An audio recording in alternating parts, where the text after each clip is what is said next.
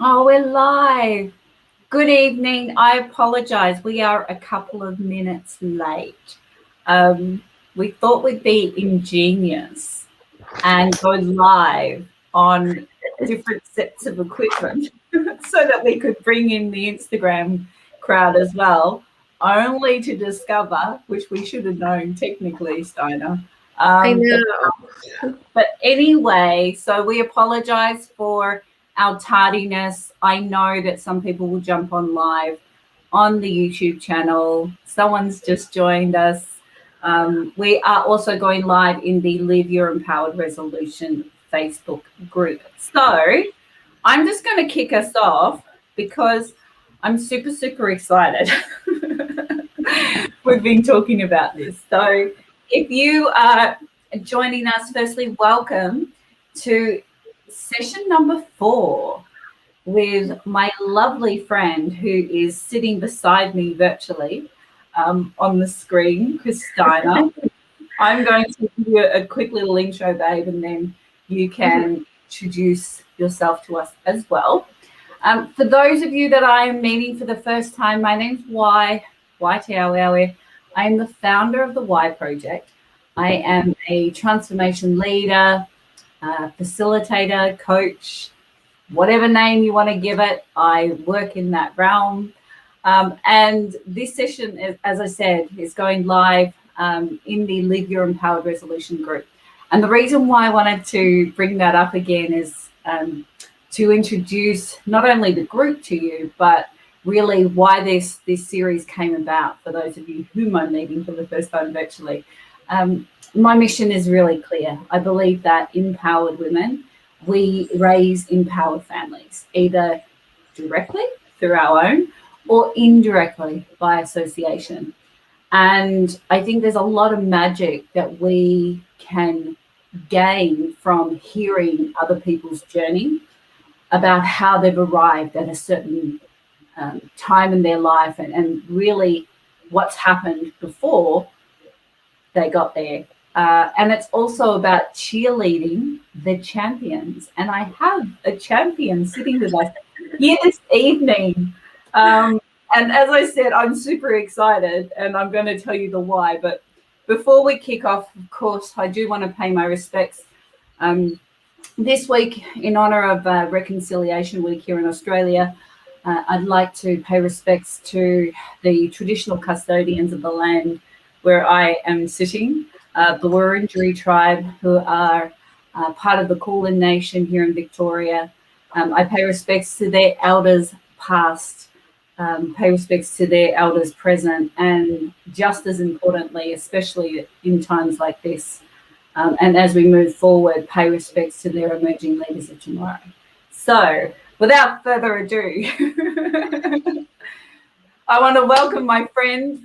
Thank you so much for taking the time and entrusting that you could kind of come on virtually and hang out with me and share a little bit about your journey. So I'm super, super excited. Christina, do me a favor. Introduce yourself because I feel that that's the best way to start. No problem. Good morning, everyone. I am Christina. I'm a yoga teacher, a self-love and mindset coach, and I am over in tropical Ireland. It's absolutely buzzing today. It's so gorgeous outside. It's been a gorgeous week, which we never have a full week of gorgeous weather. So I'm joining in nice and early, and I've my assistant Molly is in the background. You might get lucky and see her in a few minutes. So I'm really honored to be here because I've known Y 11 years. Can you believe I've known you 11 years? When we used to work together back in Sydney. And so it's quite some time ago now. And I've gone on quite a journey of self-discovery and self-love, and you were there for parts of it. Became a yoga teacher. I've been teaching yoga since 2013. Can't believe that either. And most recently, I've become a self-love and mindset coach. And I'm on a similar mission to yourself, you know. While you're empowering women, I'm helping women find inner love. So especially like women coming into their 30s and 40s who've gone through a lot of heartbreak or had really turbulent relationships. I'm seeing a lot of women who have lost that inner love for themselves and are not putting themselves first. And I guess I'm a champion of put yourself first so that you can give the best of you outward. And I really help women heal from past relationships, traumas, inner child wounds, and help them, I guess, tap into that inner love for themselves and for everyone else. Absolutely. I love that. Why I was so excited, and I was like, oh, I'm not going to tell you yet. I'm going to wait until we start. The suspense. But I'm going to be honest with you. I was almost a little bit giddy because I was just, it's this idea of having the opportunity to talk openly about what I believe to be fundamentally the most important aspect of life, which really is love. Whether it be self-love, love, with other human beings or, pets, whatever. It's so important. And yet we never focus on that. Our focus is on life. Our focus is on success, monetary success. Our focus is on all of these things. And I know that for some, and I don't know if that includes me, but maybe we'll discover as we go through our chat. But I think for some, you kind of wake up one day and go, hey, why was I focused on all this stuff that doesn't matter? Totally. Like we have a very masculine world. Like we're very focused on structure, on goals, on like financial goals. We like a to-do list. We like to be at places at certain times, and I think a lot of us actually lose touch with our feminine side, where we're more in flow. We're going with our energy. We're tapping into our intuition. We're letting stuff come to us naturally instead of struggling and fighting for everything. And so I'm like, get into your feminine, chill out for a second and rest. You'll be all right. So it's like, I'm so excited. And also I was really giddy. And I know I said this to you yesterday. I was so excited. I was absolutely hopping. Everyone I spoke to yesterday was like, oh my God, I'm going to be live with wine. I'm so excited. And then I said to you, was like, be careful, because I don't have a filter. So literally anything could come out of my mouth. This is what the series is all about. We want the everything. That's the good stuff. The stuff that people kind of go, oh, wait, what? Yeah. Oh, my goodness. So, all right, now we've been friends for a long time now. So I know you, I guess, before, and then I really do know you at the start of your journey. And I'm going to be really honest with you. When you told me this is what you were doing, I'm like, yeah, of course that's what you're doing. Like, why wouldn't you be doing that? And to give people some context, our background was very sort of, to keep in theme with, your language, it was very male-dominated environment. We were in a very, how else do I say this? Sales is, one part of it, but it was a very intense, ruthless, high pressure. High pressure, yeah, absolutely. Yeah. Long hours. Long hours. Worked incredibly hard, played harder. Oh gosh. And so when you've told me that this is where you're at, I don't know, for me I can kind of make sense of it because I know you. But let's explore that a little bit for other people, because I think that's important. Yeah. I will say, when we worked, myself and mine, when we worked together, we worked in two different types of products. But my God, like we used to be in 5, 6 in the morning. And if we left around 7, 8 o'clock at night, we were lucky. There was no gym time. There was no anything time. It was like you'd leave work and most likely go to the pub downstairs for a few drinks before you'd fall home and then get up again the next day. Very male dominated. And it was if you've ever seen like Boiler Room, isn't that the sales movie? Yeah, Boiler Room. It was like Boiler Room. So it was like you worked hard, you played hard, you were rewarded for the work. Yeah. But also my visa was tied to the work. So I had almost left myself in a position where I was like, damn, I have to do this. I have to stick it out now because I'm here. But yeah, it was a high pressure environment. But it was exhausting, right? Like it was an exhausting environment. I know, look, for myself, I was, I guess, at the back end. So I was kind of over it sooner rather than later. Not because I didn't see, like, it was about the job. It was more so that I was just at a different space in my life and giving everything to have zero quality of life. Wasn't worth it at the end of the day. No. So talk to us about that, and then what led you to where you are, even if it's at that beginning stage now. Like, what's it been for you? Well, I guess I took some very hard knocks. So I was partying probably a lot harder than I was able for, let's all be honest. And partying a lot more nights a week than I was able for. And I was going to work still drunk some mornings, you know, like I was really living life to its fullest in one sense, and then not living life at all. And I don't know if you remember, but I started to get really on my back, started to give up on me. You know, I wasn't, my shoulders in particular, I started to lose feeling in my hands. And at some point I was just kind of like, I came home from my brother's wedding, which you were at, and then went back to Australia, straight back into the pattern of drinking and partying and working hard and all the rest of it. And I eventually was just like, I can't keep doing this because I've no feeling in my right hand now and I'm just getting sicker and I'm on pain medicine and this is all not working. And so I started doing yoga. I started getting back into yoga. I did yoga in college.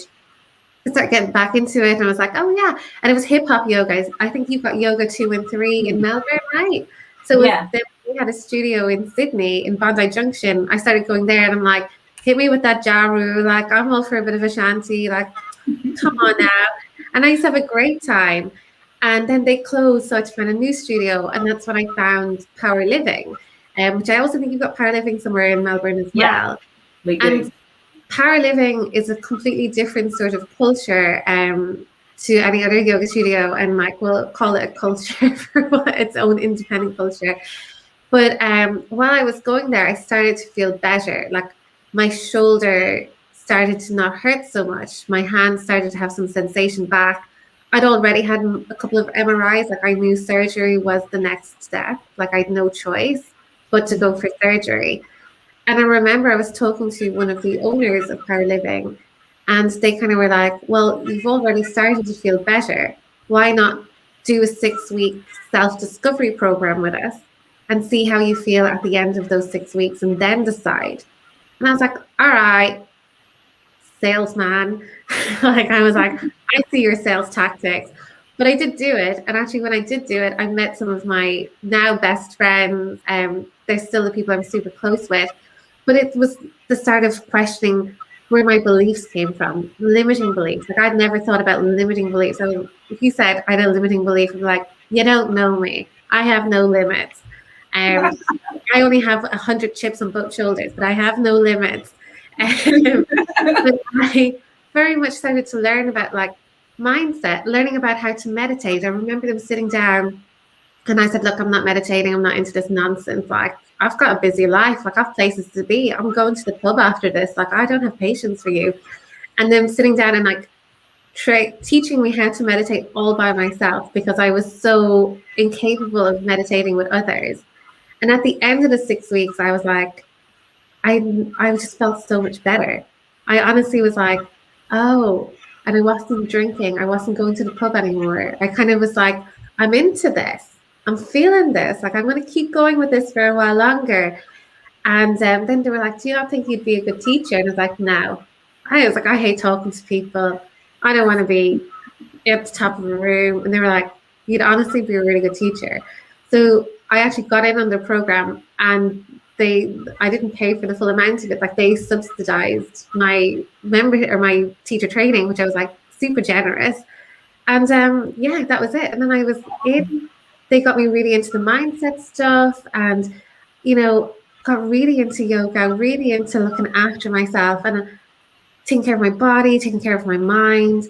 And even though, you know, there's always going to be bumps in the road, and, you know, you can't always stay on the straight and narrow. So I did have a couple of dips off it, but I always came back, you know, and I'm back again.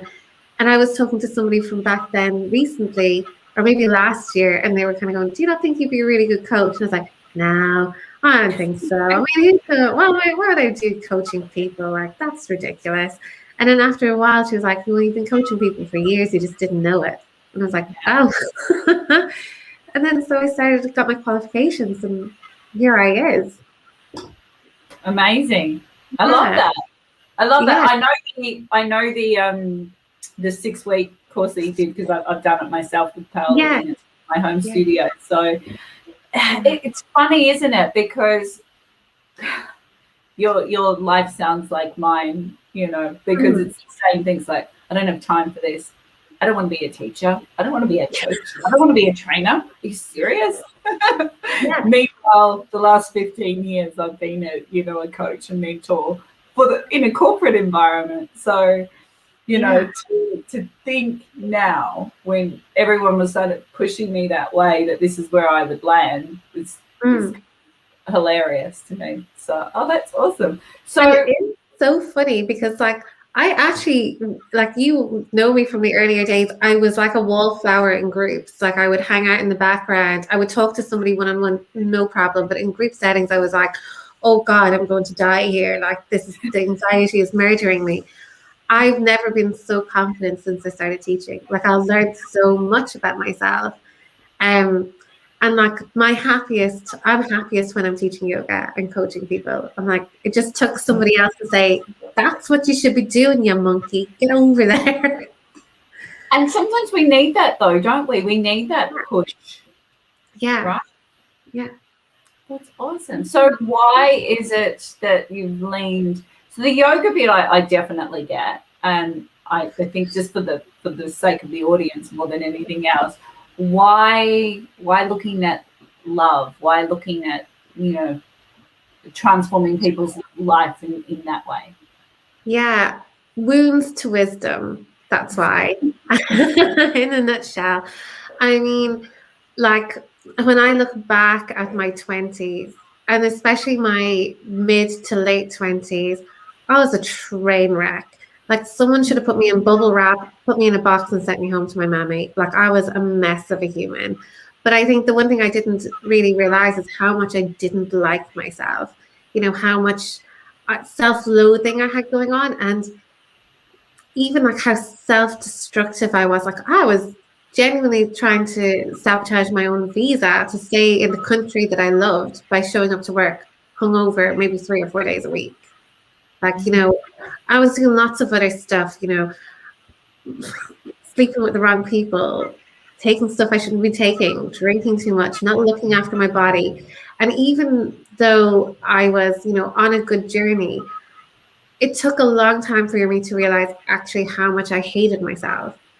And I was putting my sense of love and fulfillment in other people. So I was finding, say, you know, I'm doing all this stuff to show you love so that you might show me love, and then I'll feel loved.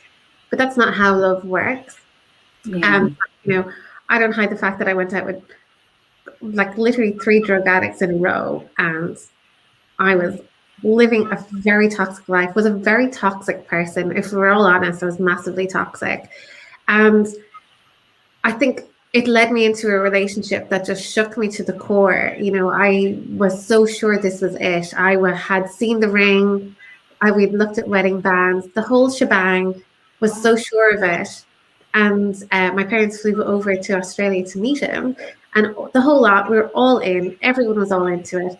And I guess it took that relationship falling apart for me to realize actually how much I needed to love myself more, that I was taking love from all the wrong places. And I didn't happen overnight. It took a little while. So like, it took a little while to realize that. I get it. But it took time to just kind of go, do you know what? You actually are you knew he wasn't right. You knew there was something wrong here, and you still decided to hitch your cart to that fella because you thought it would work out. Like it's a really funny thing. And then I just started to explore what I was at and was like, oh, I actually really just don't love myself. Oh, funny that. So I started to do things to try and to cultivate love. And it takes time, right? It takes a long time to go from really hating yourself and really wondering what the hell you're doing on this planet to coming back and going, actually, now I really love myself. I'm so glad I'm here. Was there a moment for you, like that epiphany moment? Was there a moment where you're like, wait, I don't love myself? Or was it more sort of a bunch of different signs that red flags? I think there was a bunch of different signs. There was this one moment and it always sticks in my head. And I literally had just gotten out of the shower and I was sitting on the side of the bath, wrapped in a towel just in case you were wondering. And I was sitting there and I was like, I don't think I can do this anymore. I was like, I have to decide whether I want to stay alive or I want to go home. Do I want to go to Sydney? I was like, but I can't do this anymore. Something has to give. And I think that was the moment where I was like, hold on a second. Did I really just say that in my head to myself? I was like, we got to change this. This has to change now. And so I actually went to counseling for one session and I went and I was like, listen, I'm not sure what's going on, but I'm not in a good place. And she goes, but you look really good. Like you've got your nails done, your makeup's perfect, you're in a nice dress. How bad could it be? And I was like, right, counseling is not the answer. And so I'm like, right, got it. This is not it. So I went back to what I know, which is yoga and meditation, and started journaling I actually pulled out that old modern yogi book from Power Living, went through it again, and started to kind of put the pieces back together. And I also have to say, my parents had no idea how bad things were, but they were on the phone probably every other day, kind of going, is everything okay? Have you guys broken up? What's after happening? How many girls has he been with? Oh my God. It was a mess of a situation. I was just like, I don't know what's happening. But it took time to kind of get back. It actually took time. Going back to family, going back to my roots was the best thing I ever did for myself. Absolutely. I want to pull something out of there, and I'm hoping that I can remember that. I think what's really, that's what it is. What's important that I want people to hear is that on the outside, the facade that we wear day to day is made up of so many different things, whether it's your nails are done or whether it's you've got a good job or you're in a relationship. So people see what we present to them. But that's, underneath, it's that whole sort of iceberg theory is that what people see here and what's happening below is the complete opposite. So I think that's really important that people have that sort of in the back of their mind if they're going through, or a similar journey. Wow. Okay. So, so talk me through this. This is the bit that I don't know what it is that I'm interested most about. I'm like, this. And I'm also mindful because we're friends that the coach might coach the coach, which this could turn into a coaching session. No, but I mean, I in the last sort of 2 years have had conversations with people, and I've brought this up. I've like, have you ever thought about, getting a love coach? Because we go around in these circles, and you can see it in other people quite easily, right? You can see how perhaps they're in destructive relationships, and all of these different things, and yet no one really is like, I don't know anyone maybe, that they've never shared it with me anyway. I don't know anyone that's ever approached a love coach or is being coached in that aspect. What do you think it is? Do you think there's some stigma around it, or people don't know, or?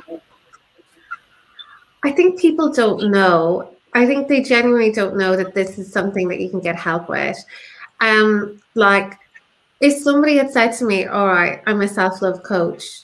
You're in a bad way. You need to come over here and get some help." I'd have been like, "Self-love coach, what you talking about, Willis?" Like, I would not have gotten it. But I get a lot of people who now come in and they're like, and it's because they're going, "Oh, I'm not very confident," and they'll say, "It's my confidence." And then as we're talking, I'm like, now I'm getting a full picture of how you feel about yourself. And you can hear the inner child wounds coming up, because it's actually the inner child wounds that were causing me to repeat the patterns in my own love life, And I was seeing it and I was just like, oh, Jesus, now that I've done it, I'm like, it was like a billboard sign going, "This is your issue." And now I'm like, got it. But, but yeah, I get a lot of people who come in and they're repeating the same patterns in their love life, and they're not seeing how to break it, and they're not seeing why it's happening, or why they don't get why there's a certain type of relationship that keeps happening over and over and over again. Like me dating drug addicts, or I dated a lot of very violent people, which I also don't really talk about very often, but I've been in far too many violent relationships. And so and you have to look at it and go, well, why am I doing that? Why do I think I deserve that? And I guess that's where I come in, I'm like, this, and then we uncover all of the things that have happened in the early days and up through relationships, and where love comes from for you. And it's really interesting to see what is driving people's love relationships, even with themselves and with other people, with their family, with their friends. Absolutely. Absolutely. I think, that all aligns to, well, it's trauma ultimately. Totally. Yeah, and I get that. And yeah. One of the other things I want to pull out of that as well is that I know, but I've experienced it as well. It is really a decision. It's like, I say it's an executive decision to go, you know what, I deserve better than this. Like, I said that myself. I love myself more. Yes. It might have taken 10 years to get to that moment where I said I love myself more. But hey, as long as you get there, right? Absolutely. And like I actually say, I choose me. I choose me in this situation. I'm choosing me here. Like I will always choose me now. And I'd rather be single and madly in love with myself and doing what's right for me than being back in another toxic relationship, not sure where it's going, a little bit afraid, like living in that kind of like fear-based love relationship. Can you say it that? Is that a thing? But kind of feels accurate. But well, yeah, because that's what it felt like. It's like that split of like, I'm kind of afraid of you, but I'm also in love with you because you're my source of love now. And I think also, whilst I lived in Sydney or lived in Australia, I had wonderful friends, amazing friends, but I didn't have a family to ground me and hold me down. And I think that's the thing that I needed was, and that might not be the same for everyone, but I definitely missed family. And we come from a very tight, connected family. Like you've seen us in action, where there's a lot of us. There's a lot of us, but we're all very, very tightly knit together, which is great. But I missed it. And I just didn't want to admit I missed it too. Yeah. Stubborn. You are stubborn, yes. And you're right though. Like that sense of like for me as well, being at home recently, and it's the first time I've been home since Gabriel was born, and I just felt immediately just connected to the environment, but also obviously connected to family because they were in proximity. I didn't need to even be with them. I just knew that they were there. And so it just gives you sometimes that when you're by yourself, it gives you a sense of feeling supported, probably more than Totally. anything.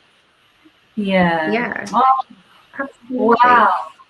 So what sorts of what does the work look like for you?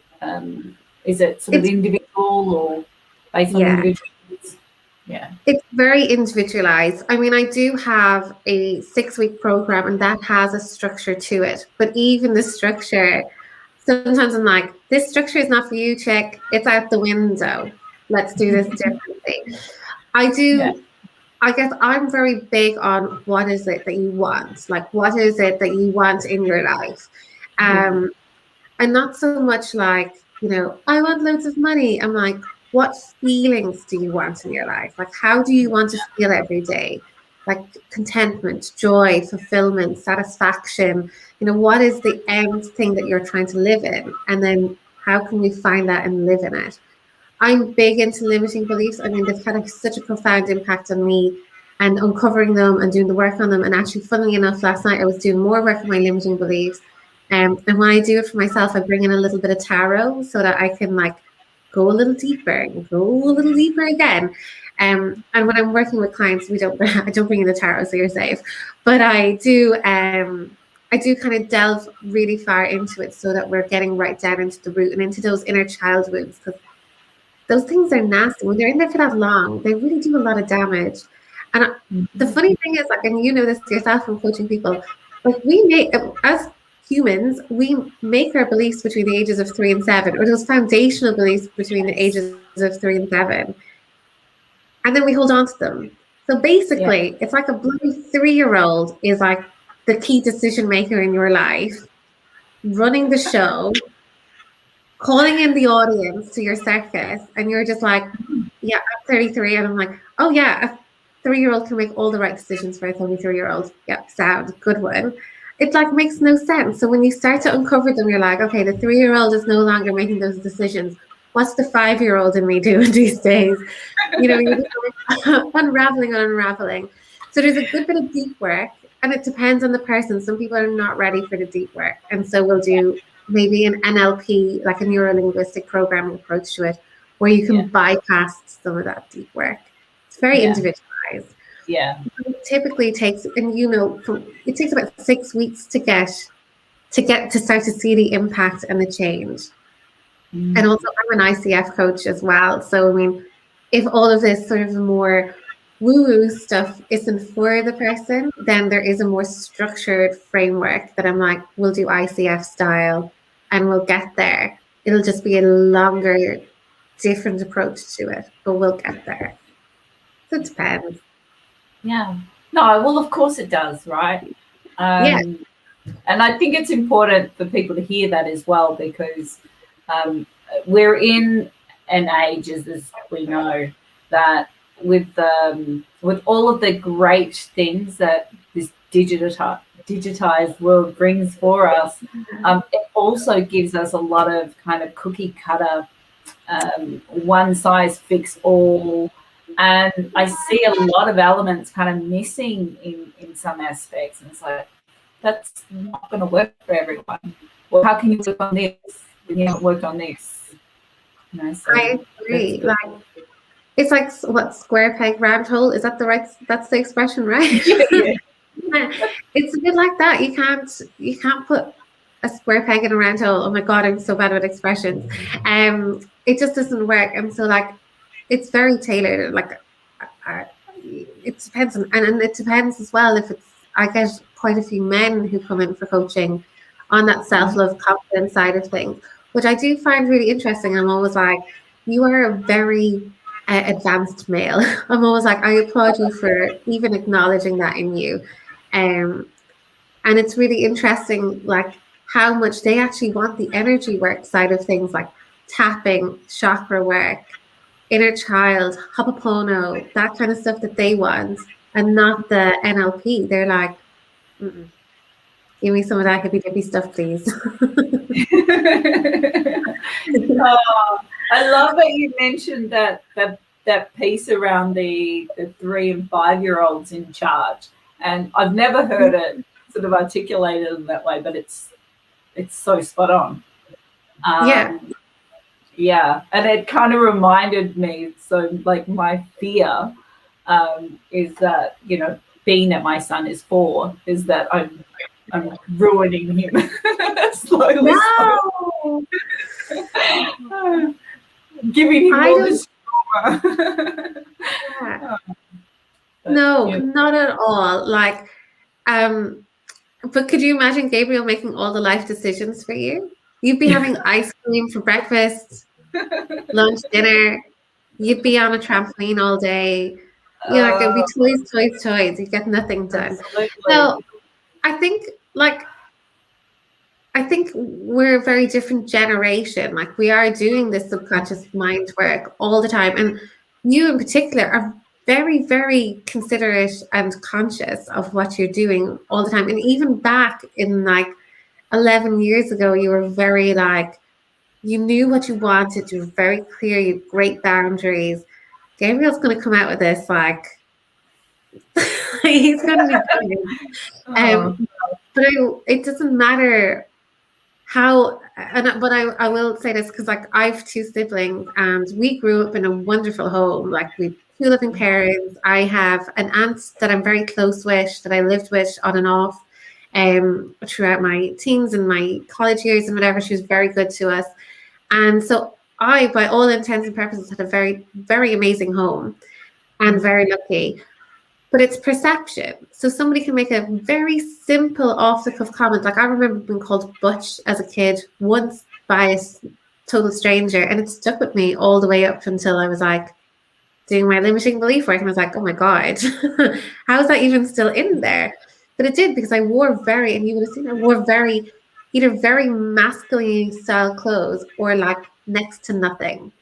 And so it's amazing how just a small off-the-cuff comment can really linger and stick the place out of it, like a really smelly thought fart that just didn't go away. No, but you're right though. These things stick with us, and it really is about, and I want to pull on this too because it's important. It really is about doing the work, whether that's with getting guidance or help or starting off by yourself. It's really important. And I'm a big believer. Yeah, go. Sorry.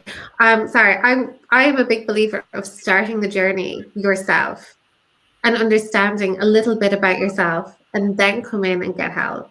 Like do a tiny, like even just start bringing some awareness into yourself, or even just kind of going, what is it that's not working in my life? And then noting it, and then kind of bringing a little bit of thought awareness about it, because then when you come in to work with someone, you have a little bit of clarity around what you want, and you can get the most out of it. You can get the most out of working with someone. You know, that's what I find. I mean, I give anyone who's coming in to work with me, I kind of go, okay, well, I do want you to do a little bit of homework first. So this is a little bit of homework that I want you to do. And then we'll talk in a month's time. And then we can start talking about coaching then. But I'm like, let's start you on a journey, just a little journey by yourself for a little minute, and then get you moving. Because it takes time. Yeah, there has to be that element of being ready, right? Like there has to be, it can't just be like, oh, I'm going to do this. You have to do a little bit of work, whatever that looks like. It's going to look different for everyone else. So I think, yeah, that's a good point. What did I want to sort of add on to that? What I wanted to add on to that as well is this, in my experience and a lot of the work that I do, or how I kind of pose it to people, is I think we get stuck asking ourselves the wrong questions. And so to your point just then, is that what do I want for myself, or how do I want to feel? That's a great question, because you can come up with answers for that. But a lot of us, or a lot of the time, the question is, why do I feel this way? Yeah. Why am I so unhappy? Why don't I like this? And it's like, well, where are you going to go with that question? You can't really go anywhere. Whereas if you ask yourself from a space of, well, what is it that's going to make me happy? And yeah, like exploring that, that's a great way to start. So I just want to give you a little. It's really interesting because I had a call with one of my good friends from college, and we were talking about vision boards and goal setting and stuff. And I was like, I don't do SMART goals. I do feeling goals. But I mean, the more you know what the feeling is that you want, the more you're going to get the feeling that you want. The more likely you are to achieve what you actually want to achieve, the tangibles of what you want to achieve. So the romantic relationship, the money, the whatever. The next thing that came to my mind was hot sex, but I mean, I guess money, car, job. Important. It's important. It's so important.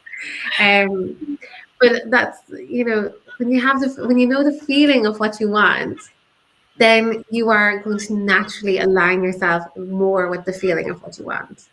Yeah. And you're going to start to see the good in all things. Yeah.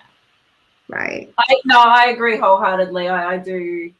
In terms of the vision, it's very much about the look back on the last 12 months. Yeah. So start future state. Look back. How do you feel? Who's with you? What are you doing? What have you achieved in the last 12 months? Because there's a lot of pressure, wouldn't you agree, around this, especially around SMART goals, and there's work that I kind of do to knock that on the head. Because I believe SMART goals are just really intelligent ways to write down what you're not going to achieve. Oh my God, yes, that's really good. I'm going to steal that. Take it, because it's true. It's like, especially in a corporate environment, you write down all of these amazing things, and you look at it, you're like, who is this person? I don't want any of that. I always do that. I'll have a SMART goal and be like, this is not what I want. I know this is not what I want, but it's the only thing I can put into a SMART format, so it's going to go in. Yeah, I know. And look, I really love that it's all about this feeling, right? Being able to feel what it is that you want, because if you've experienced it, if you've experienced what it feels like, it's more achievable. It's actually attainable because you've already lived it, so you know what it feels like. You know what it feels like, yeah. The other thing that I'm big on is taking emotional responsibility for yourself. And this one's deeply unpopular with some of my clients, but they have to, it's a thing that we all need to do. Yeah. And I don't mean taking the good feelings, like take responsibility for the feelings that you want to feel, but also if you're reliving past hurt, like a past breakup, and you're reliving it time and time again, you have to take responsibility for the hurt that you're feeling in the current moment, because it's only you hurting you. And that person's no longer hurting you. They've gone off in their own life. They're doing something else. They're probably out playing bowling and having a good time, and you're hurting yourself.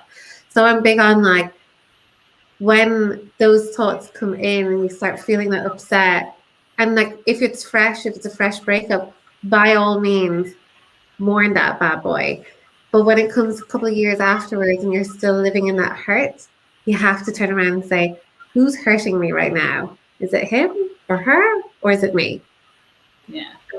Take this. And that's horrible. It sucks. When you do it, you can start to kind of go, you know what, I'm really sorry, and I'm going to forgive myself for hurting myself here, and then you move it on. You just move on. And it takes time, but actually the more you do it, the less you hold on. I think that's how I've managed to heal from, like, some really whopper relationships. That I know if you relive it, then it's not him hurting me, it's me hurting me. Right? Yeah. Yeah, absolutely.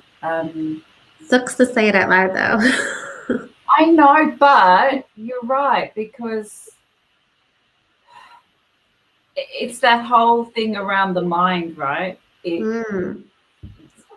Like, a lot of the dialogue that's going on in our head isn't real. Oh yeah. You know, like, we could have a conversation straight after this. Yeah. And have this whole scenario going on in our head, and none of that exists. Yeah. None of it's real. And I don't know if you're into A Course of Miracles, like I quite love A Course of Miracles for certain things. But one of the lessons in it is saying to thoughts like, this thought doesn't mean anything. And so I often do a terrible amount of my day is spent going, that thought doesn't mean anything. That thought doesn't mean anything. That thought doesn't mean anything. That thought also doesn't mean anything.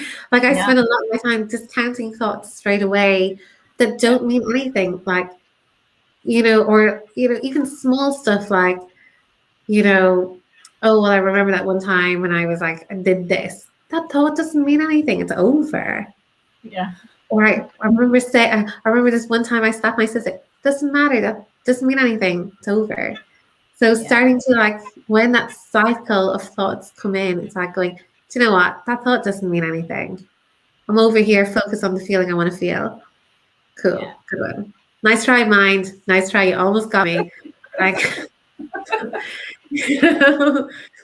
Try harder, baby. I love that. That's something that people need to remember. And I think that really simple prompt to say, hey, this isn't real, or that this doesn't mean anything. This isn't happening. Like, check yourself. 3-year-old is not in charge. Gabrielle, stop trying to run the show, please. But yeah, no, it is. It's very much like that's what you're doing. And it's not even like you can create new beliefs all the way through your life. You make a new belief today and Shanae, it's in, that's it, you're doing it.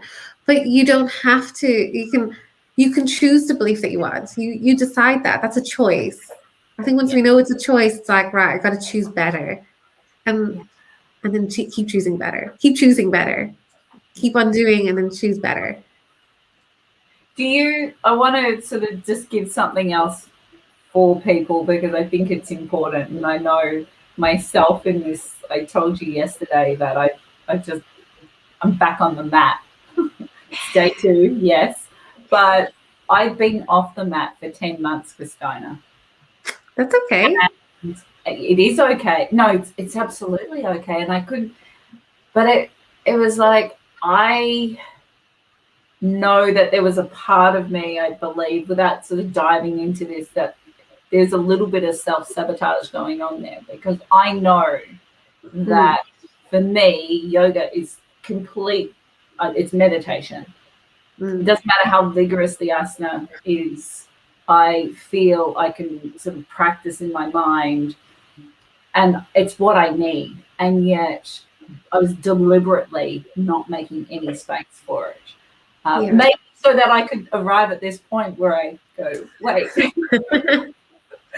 lesson, right, that's what it's all about. I needed to learn and experience this so I can share that, why not? So what's a little tool for people to kind of help remind them? Because I know for you, you've mentioned quite a number of tools that are in your toolkit. What are ways that people can, or maybe systems that people can use to help them recognize that? More importantly, I think it's the recognition will help you shift. Yeah, journaling is probably my favorite tool for starting to recognize things. That's a good question. Damn you with your good questions, girl. That's a good answer.